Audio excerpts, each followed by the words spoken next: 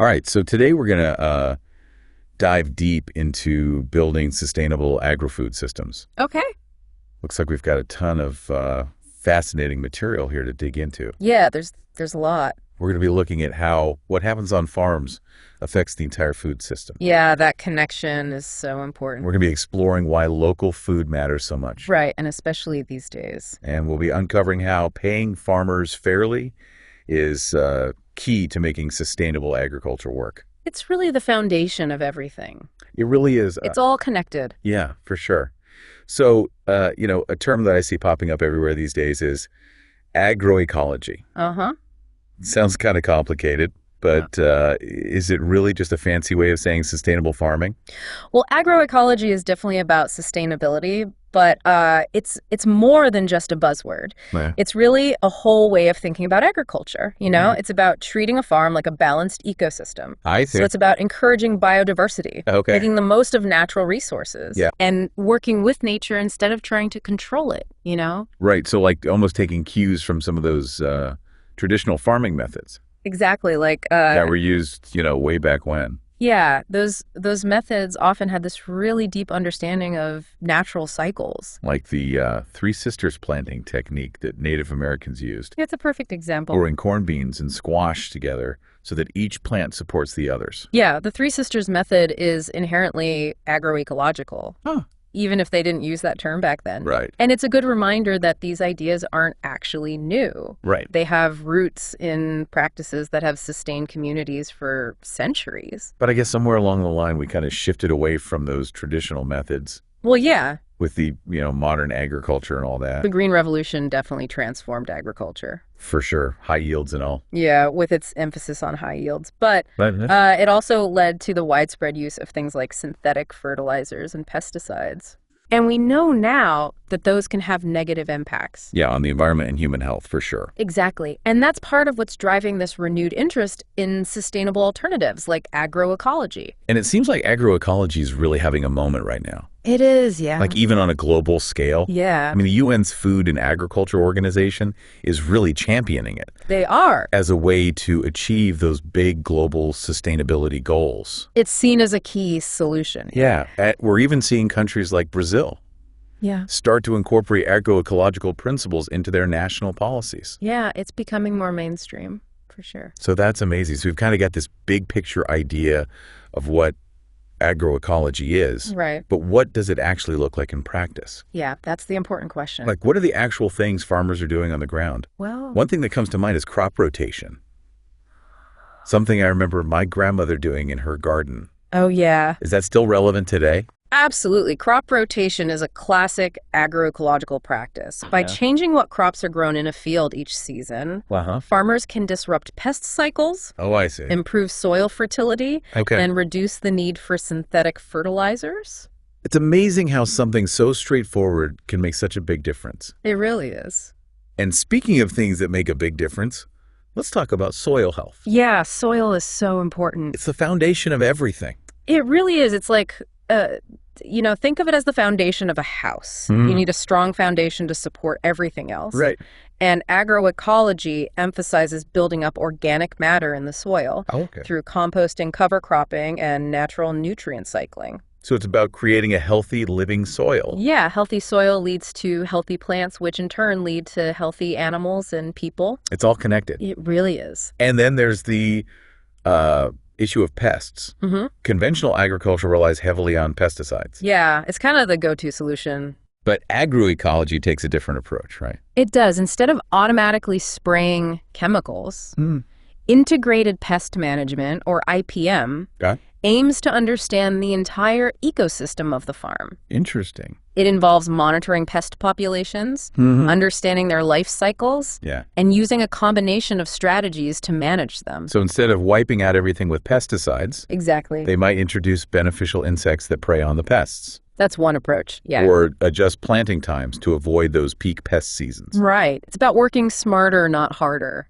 I like that. and finding solutions that are in harmony with nature. And speaking of harmony with nature, let's talk about water. Okay. Yeah. Water is a precious resource. Absolutely essential. Especially for farmers. Especially these days, yeah. Yeah, with water scarcity being a huge concern in many parts of the world. Yeah. How does agroecology address this? Well, agroecology really emphasizes water conservation. Okay. And efficient use. Things like drip irrigation. Okay. Rainwater harvesting. Even strategically planted trees to provide shade and reduce evaporation. Oh, wow. All of these can play a role. It's incredible how farmers in those arid regions, like parts of Africa and the Middle East, have become such experts in making every drop of water count.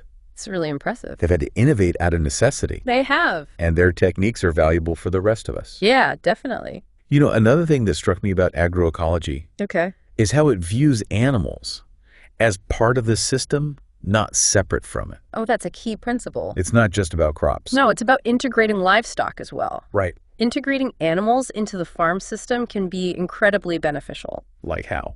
Well, imagine chickens in an orchard controlling pests and fertilizing the soil with their droppings, or sheep grazing in a vineyard managing the undergrowth. Wow. It's all about creating those mutually beneficial relationships. It's fascinating how these practices can create these win-win situations. And here's where it gets really interesting. Okay. Technology isn't necessarily the enemy of agroecology. No, not at all. Right. There's a role for technology in making agriculture more sustainable. There it is, definitely. Like some high-tech solutions can actually be used to help farmers work in a more ecological way. Exactly, like precision agriculture, for example. Oh, yeah. It uses sensors, drones, and data analysis to help farmers make more informed decisions. I see. This allows them to apply inputs like fertilizer and water only where and when they're needed. That makes a lot of sense. So it reduces waste and minimizes environmental impact. So technology can actually help us work in harmony with nature, not against it. That's the goal. But let's be real here. Okay. Making this transition to agroecology isn't always easy. Yeah, it can be challenging. Especially for farmers who are used to those conventional methods. Right. I imagine there's a learning curve involved. There is, definitely. And there might be some resistance to change. There often is. Because it's a whole new way of thinking. Absolutely. Imagine a farmer who's been using conventional methods for years. Yeah. And suddenly they're learning these new techniques, facing potential yield dips, and maybe even needing new equipment. That's a big ask. That's why supportive policies and strong community networks are so essential. It's about creating a system that supports those farmers as they make this transition. It takes a village.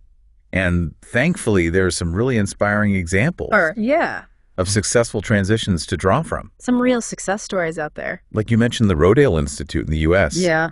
They've been researching and promoting regenerative organic agriculture for decades. They've been pioneers in this field. And they're proving that it can be both productive and sustainable.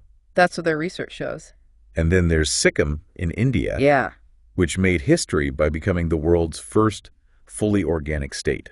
That's an incredible accomplishment. These examples show that agroecology isn't just a pipe dream. It's a real solution. It's a practical path towards a more sustainable future. It is. And speaking of practical paths, it seems like local food systems play a big role in all this. They do. Right? Things like farmers markets, community-supported agriculture, CSAs, and restaurants sourcing locally. Right. Those are more than just trends. Yeah. Strong local food systems. They're essential for building resilience, supporting local economies, and connecting people more directly to their food. It's about shortening those supply chains. Right. Getting to know the people who grow our food. Exactly. And valuing the hard work that they do. That's so important. It's not just about growing food differently. It's about valuing it differently. We need to ensure that farmers are fairly compensated. Absolutely. For the vital work that they do. They deserve a fair wage. It's a crucial point. It is. We can't talk about sustainable agriculture without talking about the economic sustainability of the people who make it possible. We need to look beyond just the price of food and consider the true cost of production, including things like healthy soil, clean water, and fair wages. Those are all part of the equation. They are. And it's encouraging to see some positive developments on the policy front. Yeah, there's definitely some progress being made. Like the European Union's Common Agricultural Policy is evolving. It's starting to include more sustainability measures. And some Latin American countries have even created laws. Yeah. Specifically to support agroecological practices. Those are really encouraging signs. These are hopeful signs that the importance of agroecology is being recognized. It's becoming more mainstream. On a larger scale. Yeah, it's not just a niche movement anymore. It's about creating a system that works for everyone. That's the goal. The planet, the people, and the farmers. A holistic approach. So we've covered a lot of ground here. We have. But there's still so much more to explore. There's always more to learn. When we come back, we'll delve into some of those inspiring examples of agroecological success stories. Looking at the challenges and the lessons learned. Yeah, we'll get into the nitty-gritty of how these transitions actually happened. Sounds good. So we talked about agroecology as a concept, but now I want to get into some real-world examples. Okay, yeah, let's do that. You mentioned Sikkim in India earlier. Yeah. They actually became the world's first fully organic state. That's pretty amazing. That's a huge accomplishment. It is. What can we learn from their experience? Well, Sikkim's journey is truly remarkable. They phased out chemical fertilizers and pesticides step by step over time. Yeah. And at the same time, they provided training and education programs to help farmers adopt organic practices. So they were really supporting the farmers throughout that whole transition. Yeah, it was a very holistic approach. That must have been quite a shift for the farmers, though. It was. Were there any challenges along the way? Oh, there were definitely challenges. Some farmers saw lower yields initially. That makes sense. And new markets had to be developed for organic produce. Yeah. But the government was really committed to the transition. Okay. And the community was incredibly supportive. So that was really key. Those factors were key. To overcoming those hurdles. To making it work. And ultimately, the results are pretty impressive. They are. Right? Increased biodiversity. Healthier soil. Yeah. And ultimately, higher incomes for the farmers. Yeah, and a better quality of life as well. So it's really a win-win. It is. For both people and the planet. Sikkim's success really shows what's possible when there's that collective will to embrace a more sustainable approach to agriculture. It highlights the importance of those supportive policies. Right. The strong community engagement. Yeah. And a long-term vision. You need all of those pieces. Okay, so we've got this success story from India. Yeah. What about here in the U.S.? You mentioned the Rodale Institute earlier. I did. They've been researching and promoting regenerative organic agriculture for decades. They've been at it for a long time. What are some of their key findings? Well, the Rodale Institute has been a real pioneer in demonstrating that long-term viability of regenerative organic practices. So they're showing that it can actually work. Yeah. Their research has shown that these methods can actually restore soil fertility. Wow. Increase biodiversity, and even help combat climate change. How so? By sequestering carbon in the soil. So they're proving that it's possible to grow food in a way that's good for the planet. Yeah. And good for people. Precisely. And their long-term studies have debunked that myth. Yeah. That organic farming can't be productive. That's a common misconception. Right. But in fact, the research shows that organic systems can match or even exceed the yields of conventional systems over time, especially when you factor in those environmental and social benefits. That's a powerful counterargument to those who claim that we can't feed the world with organic farming. It is. So we've looked at examples from India and the U.S. Yeah. What about other parts of the world? Yeah. Are there any notable agroecological transitions happening in, say, Africa? Absolutely.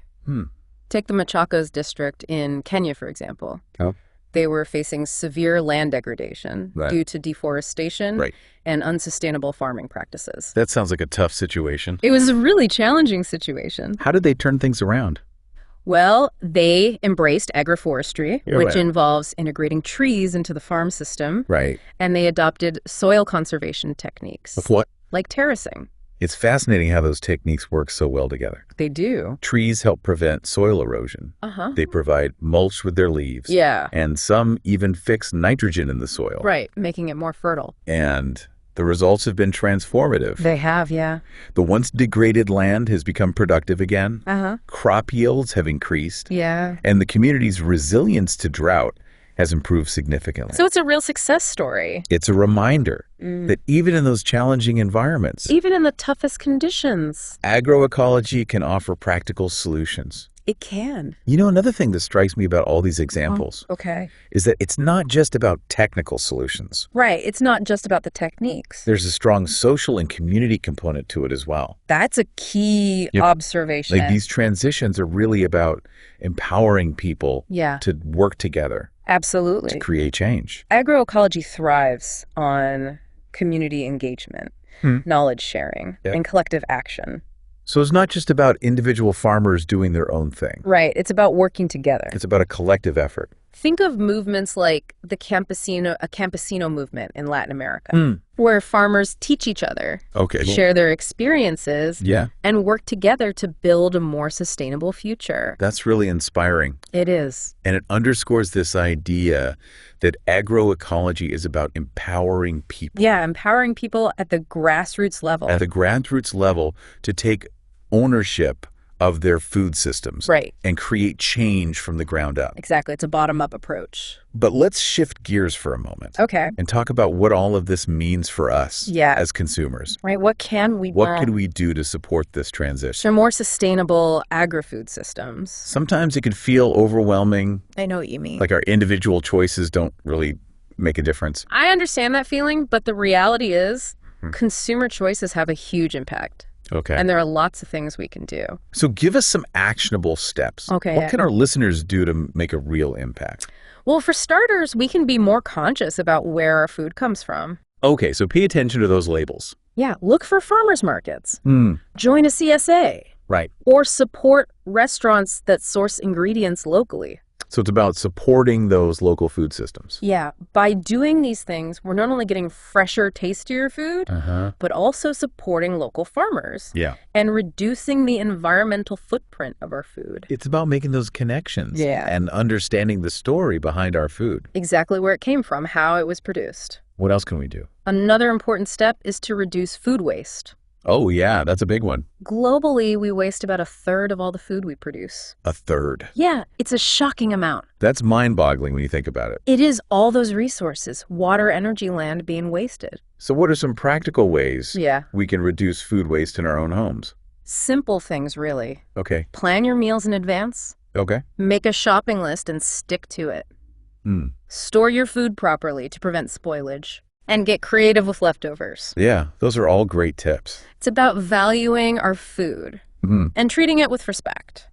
But beyond our individual choices, there's a bigger picture here, right? There is. We need larger systemic change. You do. To really make a lasting impact. Absolutely. How can we contribute to that? Well, we can advocate for policy changes that support sustainable agriculture. So use our voices. Exactly. We can contact our elected officials.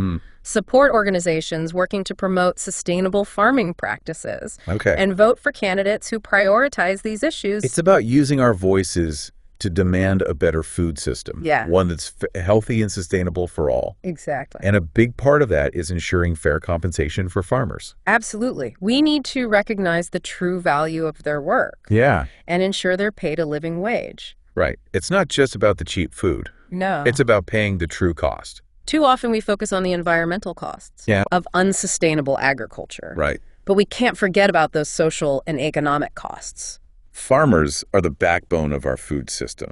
They are. And they deserve to be treated with respect and dignity. They do. So we've got a lot of work to do. We do. But there's also a lot of hope. There is a lot of hope. It's inspiring to see this growing movement towards a more sustainable and just food system. It's a movement that's gaining momentum. Well, that nourishes both people and the planet. It's a win-win. It is. It's important to remember that this isn't just some abstract ideal. Yeah. There are real concrete solutions being implemented all over the world.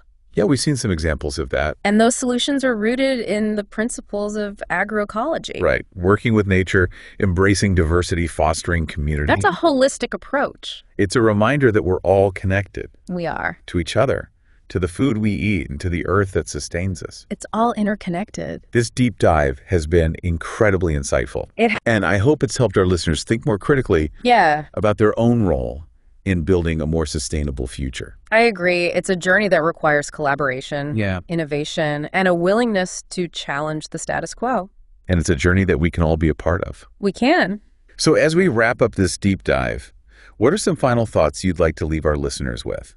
It feels like we've only just scratched the surface here. Yeah, we have. Of this whole idea of sustainable agri-food systems. It's a big topic. There's so much to consider, from how it's grown to how it gets to our plates. The whole journey of food. But I think one of the key takeaways from our deep dive is that we all have a role to play. We do. In making it more sustainable. Absolutely. So let's talk about those roles. Right. We've talked about consumers making informed choices. Right. But what are some concrete steps our listener can take to actually contribute to a more agroecological future? One of the most impactful things we can do is to simply become more aware of where our food comes from and how it's produced. Knowing the story behind your food? Right before you buy that head of lettuce or that carton of eggs. Yeah. Take a moment to think about. Think about, where was it grown? Yeah, where was it grown? How was it produced? How was it produced? Were the farmers treated fairly? Those are all really important questions. They are. It's about becoming a more conscious consumer. Yeah. Really understanding that story. Exactly. Behind the food we choose to buy and eat. And don't be afraid to ask questions. Yeah. Where can people go to get those answers? You can chat with the farmers at your local market. Reach out to your local food co-op. Okay. Or even connect with farmers online. So many resources out there. There are. The more you understand about that journey your food has taken, the more empowered you become. Exactly. To make choices that align with your values. It's about aligning your actions with your values. And sometimes making those choices. Yeah. Might mean stepping outside of our comfort zones. It might. Maybe it's trying a new vegetable you've never cooked with before, or seeking out a locally sourced ingredient, or even trying to grow some of your own food. Even if it's just a few herbs on a windowsill. Those small actions can ripple outwards. They can. And remember, building a sustainable food system isn't just about individual choices. Right. It's also about collective action. It's about working together. So how can our listener get involved on a community level? Okay. What are some ways to contribute to that larger movement? Well, there are so many ways to get involved. You can support local food initiatives in your community. Okay. Advocate for policies that promote sustainable agriculture. Yeah. Volunteer at a community garden. Or even just talk to your friends and family about these issues. So it's about raising awareness. Yeah, the more we raise awareness, more momentum we build for change. And as we talked about earlier, don't underestimate the power of your voice when it comes to policy. Right. Let your elected officials know that sustainable agriculture matters to you. Make your voice heard. And encourage them to support policies that promote agroecology. It's about making your values known.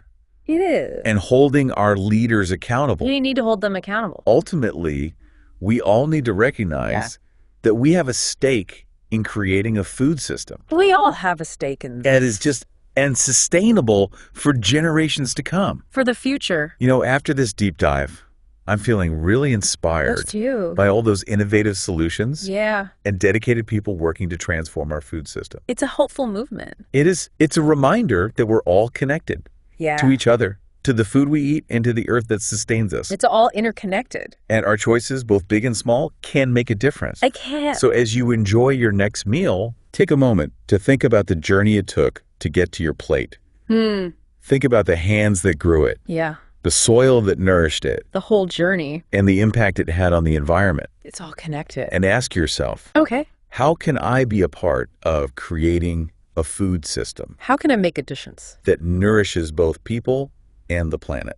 That's the question we should all be asking ourselves. It is. Thanks for joining us on this incredible journey. It's been a pleasure.